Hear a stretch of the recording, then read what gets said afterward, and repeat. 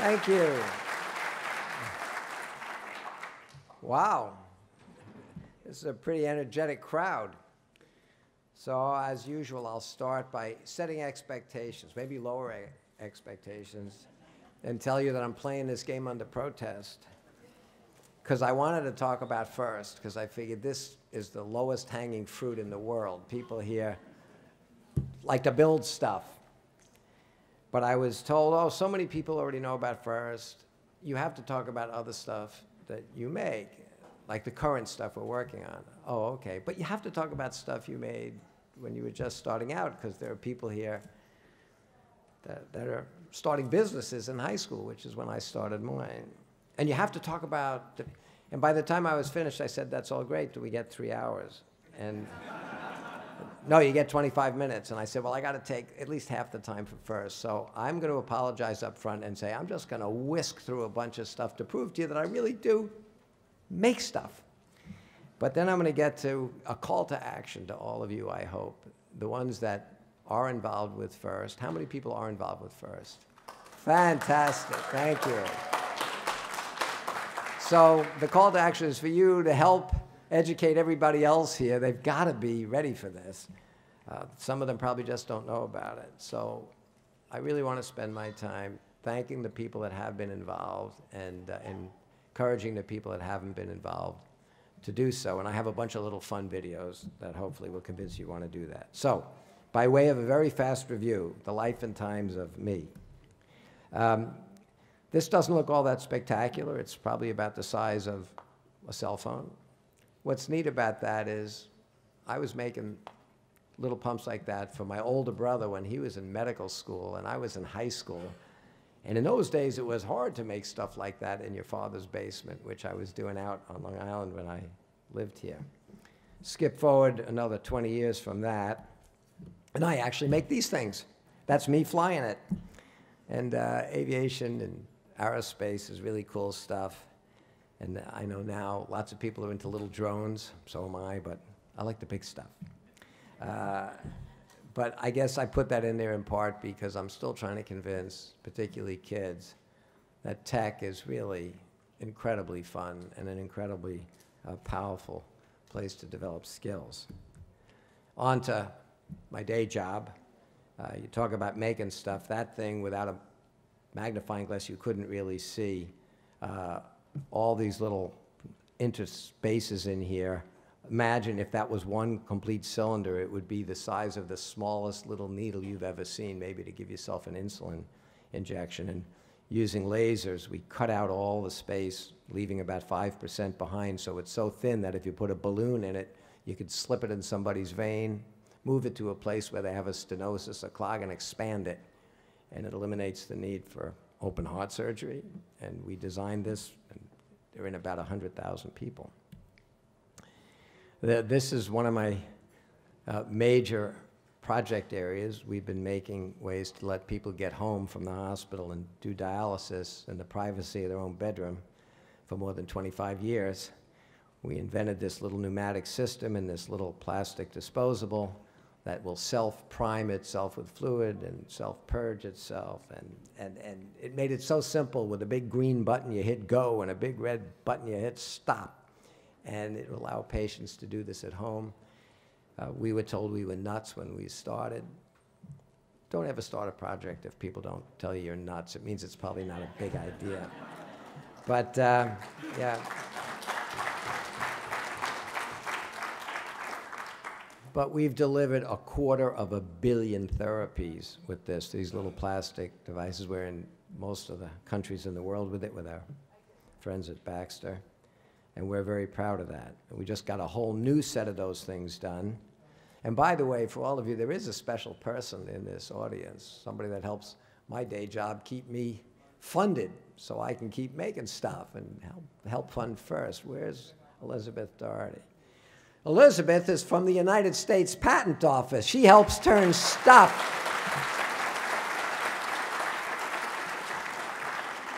When you get a great idea, you ought to patent it and make sure that you can protect it so that people are willing to invest the money it takes to build it up because they'll have some ownership when you're all done. So thank you. This is a new version of our dialysis machine. We just got it approved in Europe, and they're on people there, and we're very excited about that. Going back again to a really neat piece of robotic technology. This is a self-balancing device that allows a person who can't walk to not only be at eye level, but to go up and down stairs. It got us the National Medal of Technology from President Clinton. But the technology that allows you to understand how people balance is only needed, fortunately, by a very few people that are disabled compared to all the people that can walk around. But we thought we could use this balancing technology to make a fun product. And we started making that. A lot of people think, oh, I'm the Segway guy, you know.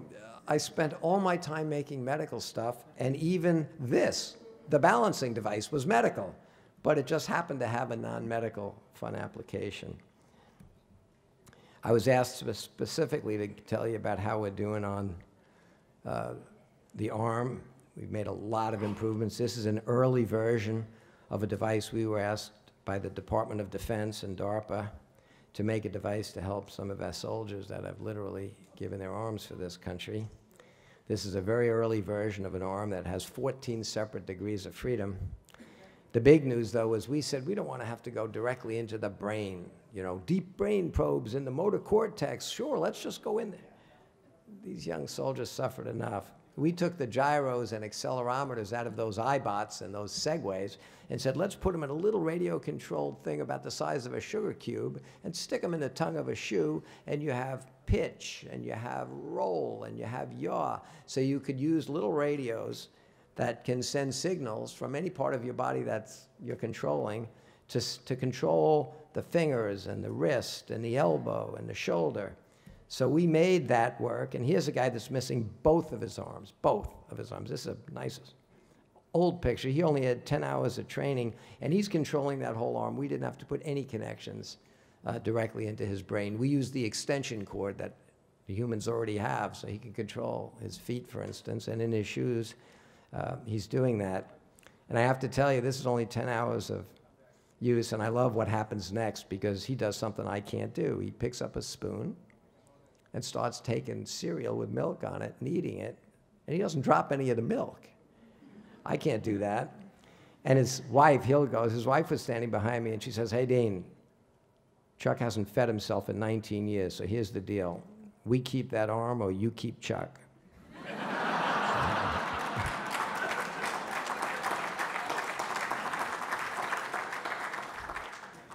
So here he is doing what the Department of Defense really asked us. He's picking up a grape. He has tactile response. He didn't break it, he didn't drop it, and he eats it. So that's some of the stuff we were working on, but now you want to talk about Maker Faire. You want to talk about some of the great new technologies. How about that you can print things? Making things flat and making things cylindrical, that's easy. Machines do that. This is flat, but there's almost no part of your body that's perfectly round or perfectly flat. Nature is a very complicated set of shapes, easy to put in a 3D computer program, easy to build as a 3D model, hard to machine unless you have 3D printers. So here's the next generation of that arm, and a lot of these parts we 3D printed, and they're covering up all those motors and actuators and sensors and computers. But 3D printing is changing everything, and we'll get back to that in a minute. Next project, we've been working for more than a decade on a way to bring water and electricity to people. I could easily spend an hour on this subject, and we don't have anywhere near that amount of time. But this is a way to make electricity. We ran 2 villages in Bangladesh for 6 months off of the methane coming off cow dung. This is a picture out my office window in New Hampshire. I didn't have any cows, so we cheated, and we're running it off propane over here. And this black box used some of that electricity to make clean water. It's a vapor compression distiller, and I wish I could spend more time telling you how we made that, but it's pretty cool. It'll fill 50 of these 20-liter jugs every day with water that's so pure you could use it for injection, and it doesn't matter what the input water is. It cleans it the way nature does. It evaporates it, compresses it, condenses it, turns it back into distilled water. Now, we need some help to get those things out there, but as you know, no matter what I do in life, it always ties back somehow to first. So we went to the Coca-Cola company and said, you got to help us take these little machines and get them out around the world, because Coke is everywhere. Coke said, we'd love to help you, but we have a problem of our own. We'd like to make a piece of fountain equipment that you could push a button and get any one of 100 different flavors made in real time. And since you make medical equipment that mixes and measures and controls dialysate and drugs and insulin, maybe you could make a machine with cartridges in the bottom like this that could let somebody make any drink they want. I said, I probably could. But I need some incentive besides just base business. Like, maybe you'll help us put our water machines out in the world to do a trial, and maybe you'll help support FIRST, because after all, Coke, you're the biggest sponsor of sporting events in the world, the Olympics, the World Cup. And they said, do this for us, we'll help you. We did that for them. They launched this product. There's the chairman and CEO of the Coca-Cola company at the London Olympics. That little black box we made is now Coca-Cola Red. We built over 100 of them with the Coca-Cola company. We've trialed them in Ghana, South Africa, Paraguay, Mexico. We're working on the next generation right now. But we said, hey, Coke, you also got to help us with FIRST. And you're working with a guy that we work with all the time now, too, will.i.am. And so maybe you can help us, and we can make a new product that's going to be available to the FIRST teams, and we'll get maybe some support with Will, too. So let's talk about FIRST for a second. I know that I'll really run out of time, and I have a couple of videos to show you, including one with Will, one with the voice of God, Morgan Freeman. And so I'm going to just give you a very, very quick history so we can get to the new fun FIRST stuff and what maybe you can expect from Coca-Cola. But we started it. You can talk about making things. You don't just make things out of stuff. We make ideas. And everybody's talked about supply and demand in this country. And they all say, we're falling behind in tech, and we're falling behind in education, we're falling behind the rest of the world because of supply, more teachers, more standards, more books, more rules, more tests. I don't buy that stuff. I think we have a culture problem. And the culture problem is, in this country, kids believe the only things that's fun, the only place to put their passion is sports and entertainment. Because school is boring.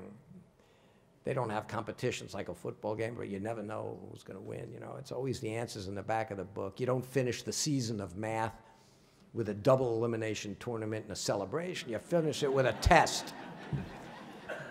So I said, let's go take that problem, supply and demand, and let's make something new. That's what inventors do. And we made it new by saying it's not about supply and demand. It's about creating demand. We'll make demand for science and technology the same way this culture of ours and these big companies have created a demand for Hollywood and the NBA and the NFL. So I wish I could take you through all of it, but I'm going to give you just a quick pictorial history of what happens when you make a good idea. We started with 23 teams in the year 1992 at one little competition in Manchester, New Hampshire. Last year, we handed out teams at our kickoff to 35,000 schools from 81 countries. We have 182 universities that handed out $25 million in scholarships at the championship. We have over 120,000 volunteer mentors, engineers, scientists. It's an incredible volunteer-driven grassroots organization that proves if you create demand, you get what you see outside.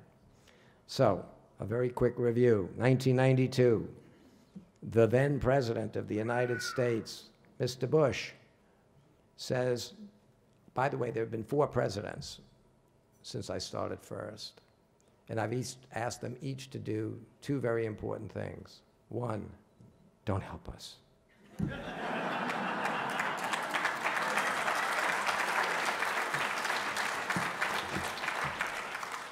I don't want FIRST turned into something as exciting as all the other academic stuff you do in relevant labs, like putting pins in frogs or something and having to write about it.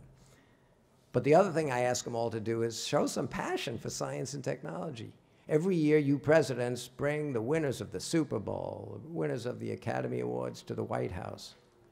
Why don't you every year, each of you, just bring kids that achieve great things in science and technology and in inventions, bring them to the White House for events there, like a maker fair in the White House, like a recognition of the first champions in the White House. And 2 Republicans, 2 Democrats, doesn't matter, each one of them has very, very diligently accepted that challenge, and I'm happy to say they help use their bully pulpit to show the world what happens when kids are motivated, when there is demand. Next president did the same thing. We outgrew Manchester. By 1995, we had to do our championship starting in Florida at Epcot. 7 years later, with all the doubling we did, we outgrew Epcot. That was our last year. They made a great party for us, so we moved to the Houston Astrodome. By then, the robots, as you can see, were a lot bigger. After a few years at the Astrodome, we moved to the home of the 1996 Olympics, the Georgia Dome. Next president comes in, and yep, you can chase the president around the White House with a 100-pound robot, and no, the Secret Service has no sense of humor. This is where we are now. For the last few years, we've put the championship under the arch in St. Louis. And this year, last year, coming up again, to show you how much we've become part of popular culture, and I couldn't not show this little video because we're here in New York. But in 2011, when will.i.am said, I'm going to give you a halftime show, which he did in 2012, we decided every year we were going to ask Will to help us recognize somebody from the world of popular culture, sports, entertainment, that helps put a spotlight on first. We get all the tech companies, but we need more exposure. And each year we're going to call it the will.i.am Make It Loud Award, because he helped us make it loud the first time. And last year at the championship, we awarded the Make It Loud Award to Amy Kuehl, who is the president of the most iconic parade in the world, the most watched event on Thanksgiving Day you could possibly imagine, because they helped make it loud by using some of our robots for the first time in their 90-year history of the Macy's Day Parade to lead the parade from where it starts down Fifth Avenue to Macy's, and here it is. Welcome to the 87th Macy's Thanksgiving Day Parade. And now, at the starting line of the parade, here's Al Roker. Leading the procession, Macy's executive producer and our leading lady, Amy Kuehl. Happy Thanksgiving, Happy Amy. Thanksgiving, Al. And today, I'm surrounded by the nation's future scientists, engineers, and mathematicians. These award-winning kids from FIRST built these robots that will lead this procession straight down the streets of New York, right to Macy's. Al, are you ready to start a parade? Absolutely. I'm ready, too. You ready? Yeah. 4, 3, 2, 1. Let's have a parade. Leading the pack are young science students from the organization called FIRST and the obedient robots they built. Now, Comcast and NBC Universal supported more than 50 teams from FIRST last year and will again this year, starting in January. So Macy's won the award last year. I'd encourage you all to help us make sure that award gets even bigger and better this coming year. Along those lines, as I said, independent organizations have done studies. So for you moms and dads out there, it changes what kids do with their time and their life. As I said, that number's old. This year it was 182 universities handing out more than $25 million in scholarships at our championship. Yep, and the current president still brings everybody to the White House. And yep, here you'll hear the voice of God. This is old. is the Super Bowl. The Super Bowl of smarts, that is. It's a life-changing competition. It's kids having fun, competing, working together to dream up, design, and build robots. It's just an exhilarating feeling. It's like I'm using power tools. They're having the hardest fun they'll ever have. And they're becoming our next generation of engineers and innovators. First, come out! For inspiration and recognition of science and technology, my teachers were some of the greatest influences on my life. By challenging and trusting me, these mentors got me to understand that I could do anything I put my mind to. First mentors are changing kids' lives every day. Professional engineers, teachers, parents, teaming up with young people not just to build robots, but to build confidence and self-respect. I'm around people that I can get along with, that we can talk computer lingo with. FIRST was founded by one of our greatest inventors, Dean Kamen. Dean saw that kids mostly look up to sports heroes and movie stars. So we said, if we've got a culture now that's obsessed with sports and entertainment, let's inspire these kids to be big thinkers the same way Shaquille O'Neal can inspire them to spend dozens of hours a week bouncing a ball. Our president agrees. Scientists and engineers ought to stand side by side with athletes and entertainers as role models. And here at the White House, we're going to lead by example. We're going to show young people how cool science can be. 250,000 kids aged 6 to 18 compete at all different levels. In 2 FIRST Lego Leagues, the FIRST Tech Challenge. Then at the high school level, the FIRST Robotics competition. The only difference between this sport and all the others is every kid on our teams can turn pro. There's a job out there for every one of these kids. Students who take part in FIRST are 50% more likely to go to college and twice as likely to major in science or engineering. I definitely know that I want to pursue engineering. Once they've tasted what the power of knowledge is, that it can be fun and rewarding, they won't go back. There's no doubt FIRST works.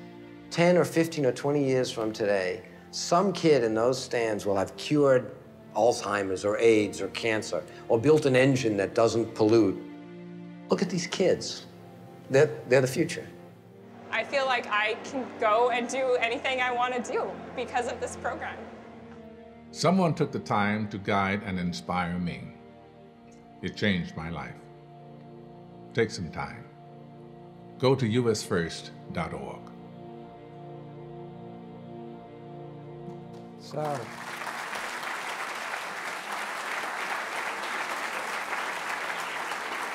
So, I think I have about 3 minutes left. Coincidentally, I got a 2-minute video. A slightly more fun one, but I need to give you some context. I could say all I want. FIRST is about creating demand. I could say FIRST is about a culture change. What do I know about that, especially among kids? But there's a guy that's well known for being a very major piece of popular culture. will.i.am, the Black Eyed Peas, Script.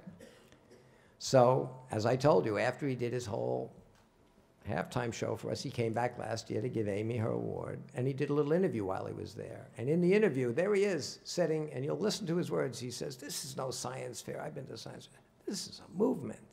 This is changing the culture." So we made this little clip of it. We shamelessly use it as we go around the world trying to get people excited about FIRST.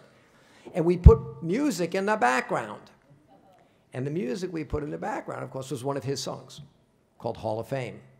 And the words of it are perfect for FIRST. You know, you can do anything you want. You can be anybody you want. You can break rocks.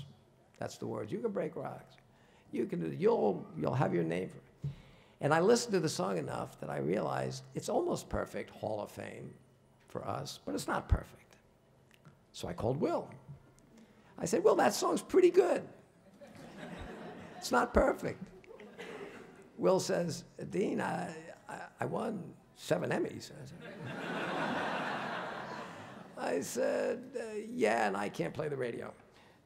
But we got to fix the song. It's not like I can break rocks. It's like I can build bots. You know, It's I can cure disease, I can. So just most of the song's pretty good. You just need to change a few words. Just go back into his studio, re-record your hit song. He did. So I want to show you the video. Listen to his interview. Listen to what he says about First, but then listen to the slightly changed words he did for us.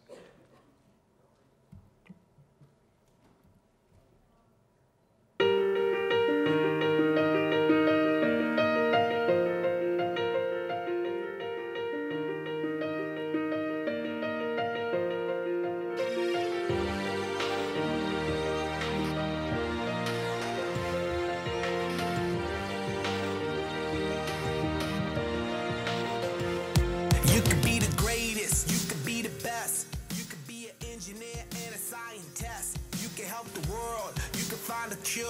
You could be first, you could be the leader. You can throw your hands up, you can beat the clock. You can move a mountain, you can break rocks. I see the brightest minds all collected here under the concept of First.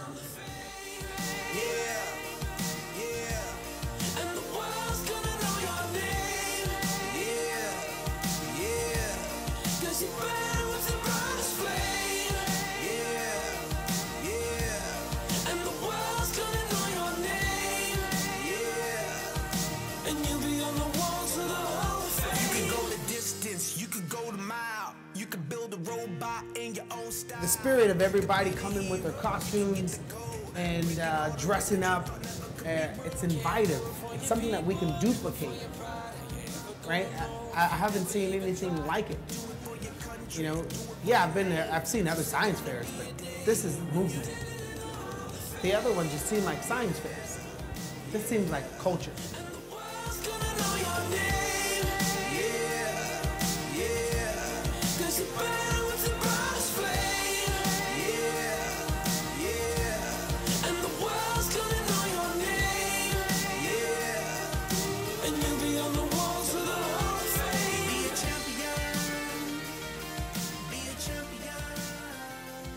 So that's not the only thing Will has done for us lately. I have to stop now, but I'll just give you a little hint.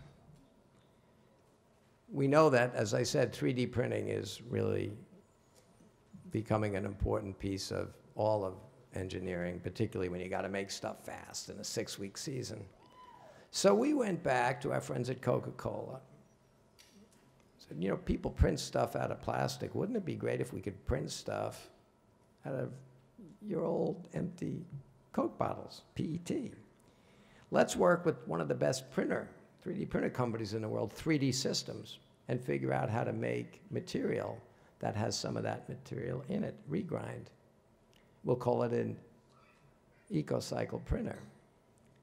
Why don't we work with Avi Reichenthal, the founder, the chairman of 3D Systems, and convince him that he should help develop that material and then maybe donate 1,000 of those printers to teams for next year. And he agreed to do it. And then we went back to Coke and said, as long as they're going to be working with you and you're working with us and you're a big sponsor, why did you come up with enough money to donate another 500 more of those printers? And Coca-Cola agreed to do that. And then with a little help from Will, who's behind this EcoCycle movement, we now have 1,500 of these printers. The good news is 1,500 printers. The frustrating news is, in that regard, we have well over 7,000 teams in FTC and FRC. If you're going to ask me, am I going to get any more by the end of the year? I'm trying. If you're going to ask me, how do we figure out who to get them? I'm happy to tell you, not my problem, boss. There's going to be details on the First website very soon. We'll have an application program for the teams, and we're going to try to get as many of those units to as many of our great teams as we can, and we hope this is just the beginning of an even bigger connection between makers and First and corporations and the government and schools, because everybody has a stake in creating the next generation of innovators and makers. I know there's that biblical saying, you know, the meek shall inherit the earth. I think it's the geek that will inherit the earth. And let's do it. Thank you so much, Dean.